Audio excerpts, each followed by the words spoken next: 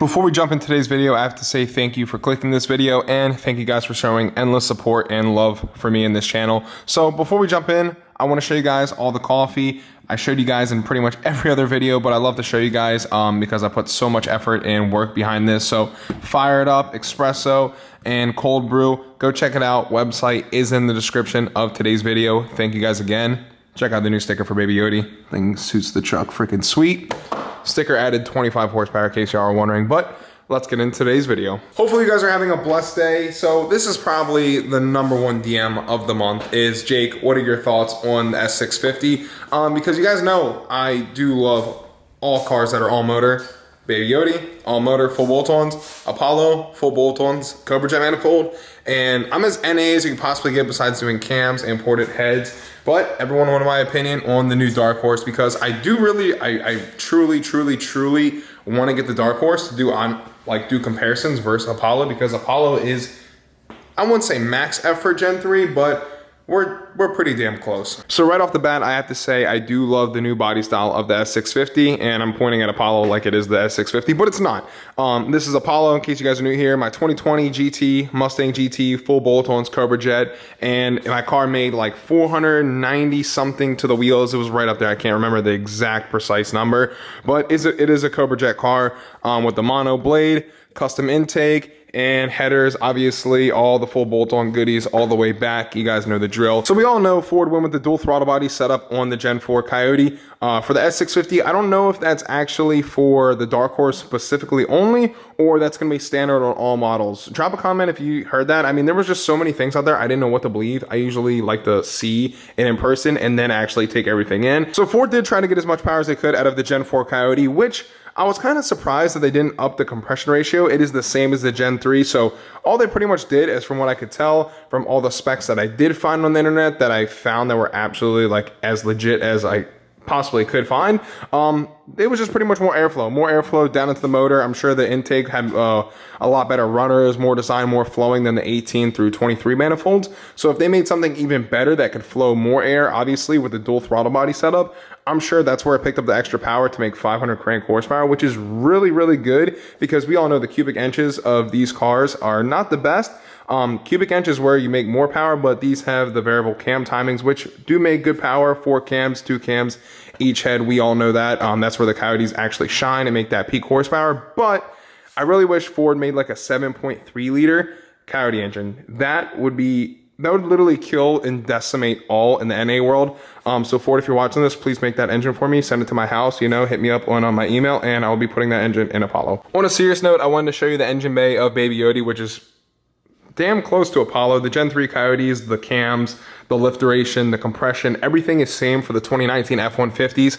I found that out doing some hard research and made some contacts at Ford. So this is the same motor that is an Apollo. So I have 2 pretty much full bolt-on Coyotes, and this manifold is a 1320 ported junkie. It's pretty much, for example, that anyone doesn't know, it's pretty much just a regular Mustang GT manifold that just gets sent out and gets ported by a company that gets more air to flow through all the runners, and more air obviously equals more power, like how Ford went with the dual throttle bodies.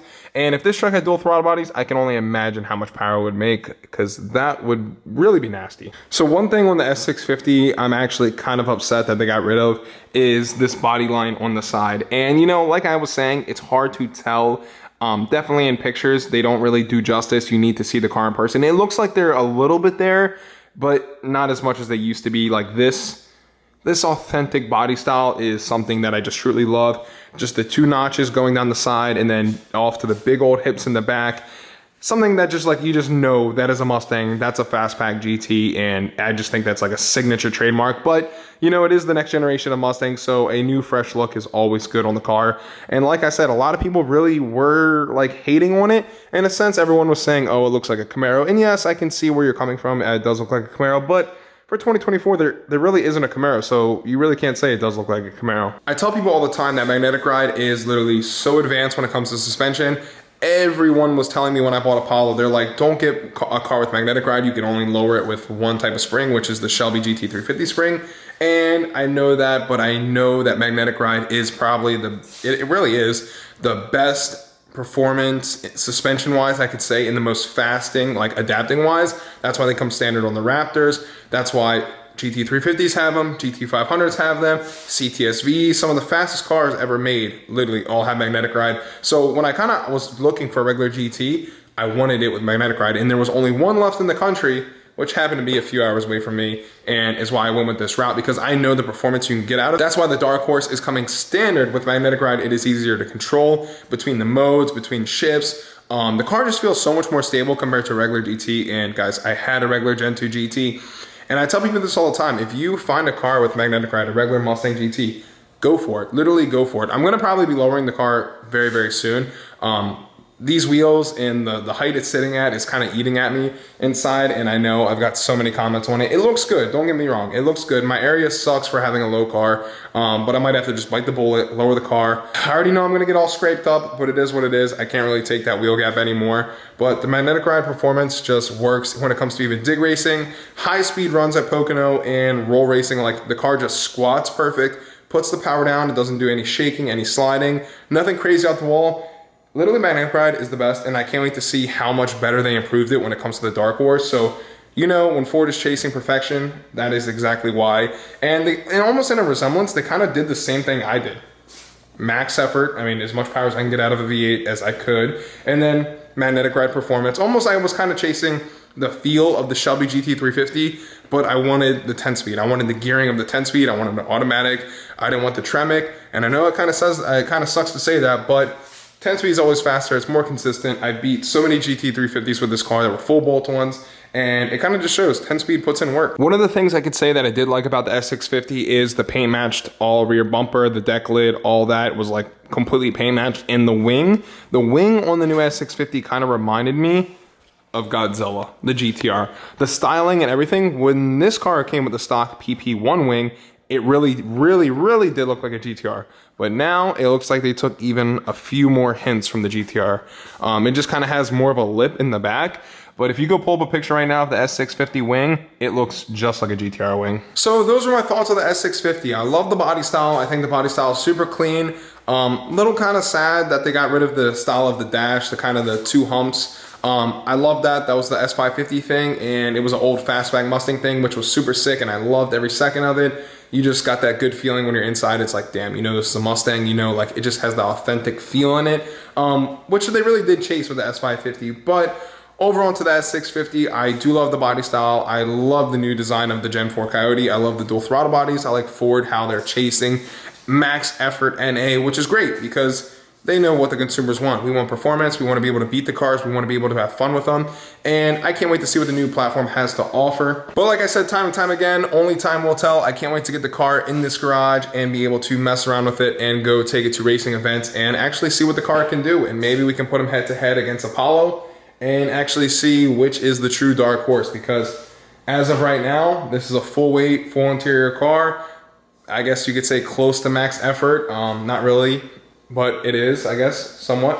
Full bolt-ons, E85, and we could do the same thing to the Dark Horse and see how they go head to head. So if you guys want to see Dark Horse content, as soon as that car comes out, make sure you hit that subscribe button right now. I really can't wait to spec out a Dark Horse because I am sick and tired of painting my Brumbos. I've only done it one time, and they've held up actually pretty well with like that regular rattle can stuff made for brake calipers, which they still look good, as you can see, but with the Dark Horse, and I believe on any other GT, they do have the option now for painted calipers. Thank you, Ford, so much for that, because the blue looks insane. I saw yellow, I saw red. Red always pops, but I'm super curious. I don't really know what the color to get my Dark Horse in, because you never know. Later down the road, this is like Apollo is it for the S550s. This generation of Mustang is finished, unfortunately, and I think so far the Fox body and the S550s was probably one of the best and top tier generations of the Mustangs there ever was.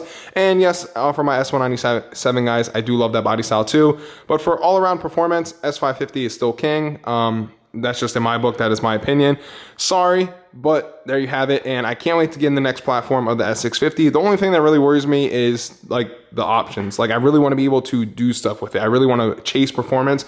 I want to chase a number. I want to chase like literally like I've been doing with Apollo. I love doing the small mods and seeing the car slowly progress and slowly getting better. And we got Pocono again, should be coming up very shortly. I can't remember the exact date, but I want to get the car lowered before then so we can make the event. And we did a few other mods, you guys know, along that time since previously we went. So I can't wait wait to see if we can improve the mile an hour with this car. And the mile an hour the car Apollo was putting down NA was really surprising. A lot of boosted cars there because it was pretty much running the same time as same mile an hour, I should say, as a bone stock C706, which is pretty insane.